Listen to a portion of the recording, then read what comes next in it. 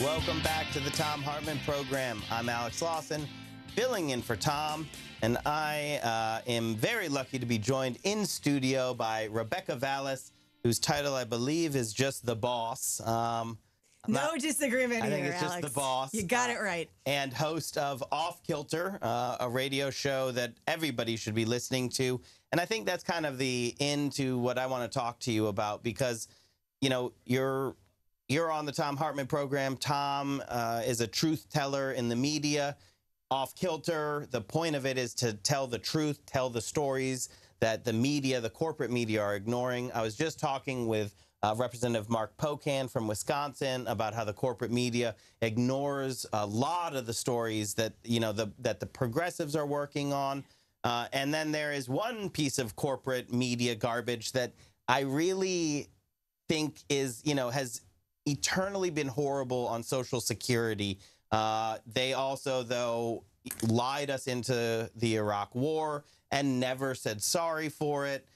They get a lot, like they're held up as really a high standard in journalism, but they fail over and over and over again, and that is the Washington Post.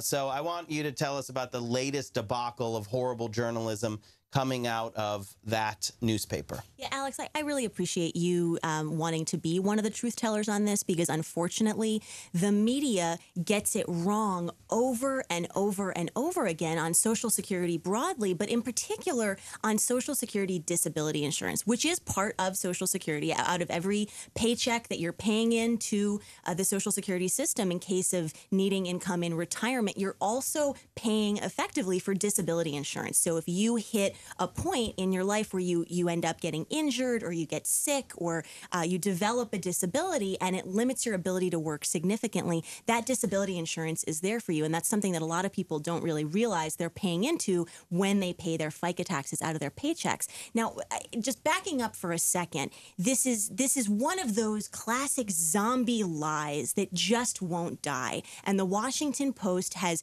brought it back up front and center again with a above the fold front page Sunday edition, quote, investigative piece they did this weekend. The zombie lie, of course, is that somehow disability insurance is really easy to qualify for and everyone's getting it, and it's become the new unemployment program. And all these people are taking advantage of the hard work, right? Like that whole narrative. The whole makers takers thing, it's all the same stuff. And this is probably like the 7th time that I've seen in the last 6 years this exact same story over and over and over again, and every time it's false. And part of what makes it so brazen, and I think that's probably the right word here, because it's if I were to tell you that a reporter is going to decide to pitch a story to his or her editor, and it's going to be not only not true, but it's also going to be something that's been debunked by every time other news outlets have made the same mistake, and then it can no longer be called a mistake. It's no longer a mistake. It's actually lying at that point, and it's willful, because you do some research before you do a front page above the fold story in the Washington Post. But that is in fact what has happened here again. And the new spin is it's rural America, and so the lead of this piece is disabled or just desperate. Rural Americans are turning to disability when the jobs dry up. Now, the reality here, and I think we should probably stop giving airtime to the zombie lie, right? Because what we want to do is actually say what the truth is. Arm people with the facts. The reality about this program is, as I said, it's something people pay for out of every paycheck. It's insurance, but also it's incredibly, incredibly hard to qualify for this program. So if you have a disability and it's not going to be a long-term disability, you're not going to get benefits. If you have maybe an illness and it's not that significant, you're still able to work, you know, for the most part, you're not going to get benefits. So let me ask one clarifying question there, because this comes up all the time. What if you can't do the job that you were doing? Is that the line? That is the first question that's going to get asked. Can you go back to doing the job that you have been doing? And if the answer is no, you're still not going to get benefits, because what you have to prove is that you can't do any job that exists in significant numbers in the entire national economy at a level where you would earn even about $270 per week. That is the definition. And that's not just because you can't find a job. It's not because you aren't trying that hard. It's because you have a physical or a mental impairment or a combination of impairments that is so significant that that's what it limits you from being able to do. And now don't take my word for it about how hard it is to qualify for this program. Talk to the Organization for Economic Cooperation and Development, the OECD. They actually look at all of their member countries' programs, and they find year after year the United States has the strictest definition of disability in the entire developed world, apart from Korea. So if we want to find a way to make our program even stricter and harder to qualify for, we would need to model our standard of disability after the Koreans. So they, just to push on that a little bit, because people say, oh, well, are they saying, oh, good, it's the second strictest and we want to be number one? That's not what it is. They're saying, and the reports that come out say, that the requirements are ensuring that there are, I want to make sure I get this right, there's more false negatives, right? So people who should be getting the insurance that they've paid for, right? They are facing a significant disability, a life-changing disability, and they've been paying into this system the whole time, but they're improperly denied. Yeah. That is the problem that we have in this country, not that there's all these people who are improperly accessing their insurance, but there's all these people who have paid into this, are insured, right? Like you and I are fully insured with this disability insurance. It is ours. No one is giving it to us. Right. We've purchased it for ourselves. That's right. And the problem is the system right now, when we need it, for too many people is saying, no, you can't have it. And going back to my days before I did policy work, before I hosted a radio show, I actually was one of the lawyers. I was a legal aid lawyer. I represented low-income people, workers who ended up having disabilities and who had trouble accessing the system because they had been denied benefits. And so I can tell you, I saw story after story of people who had serious disabilities, even terminal illnesses in some cases, who had been denied benefits that, as you pointed out, they paid for. And in many cases, they were waiting months, even years, waiting for that day in court in front of an administrative law judge to prove their case. Some people would end up in foreclosure. They would drain all of their savings. They would end up on the streets, homeless, because they couldn't access this system. Unfortunately, that's not the story that most of the mainstream media tells. They like to tell a story. I want to do one correction.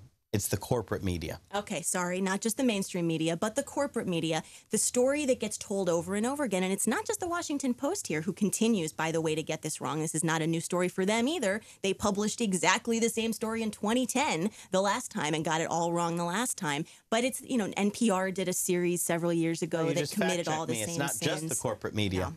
You're right. That's right. It's really also public broadcasting. So it is mainstream media. It's pervasive. And so, but backing up from all of this, why does this matter? It's not just because people get annoyed that they see things that they know are not true. You get annoyed, I get annoyed, we text each other, we get frustrated. That isn't where it ends. The problem is that misleading, myth-based media has real-life consequences. And we've seen this before. In fact, welfare, the 1996 so-called welfare reform law is a great example of what happens when you end up with myth-based media that drowns out the facts. And so when the public and policymakers, all they're hearing is all of these myths, they end up feeling like, man, we need to solve that problem. In the early 90s, the story was Reagan's welfare queen. Well, unfortunately, the welfare queen is alive and well and now is embodied in the disability beneficiary today. And that's what the media have ensured. So where are we now? Well, we're in a political landscape where not only do we have a Republican Congress that is questing after not just slashing this program, but basically the entire safety net, we also have President Trump's budget director, Mick Mulvaney, who is making very clear his desire to cut this program. Now, he's got one small problem, and that problem is that President Trump committed on the campaign trail and repeatedly now that he's in office not to cut Social Security. And that was a promise a lot of people, I would bet, were relying on when they voted for him in November. Folks who are working class, who are struggling struggling, who aren't looking to have their Social Security taken away.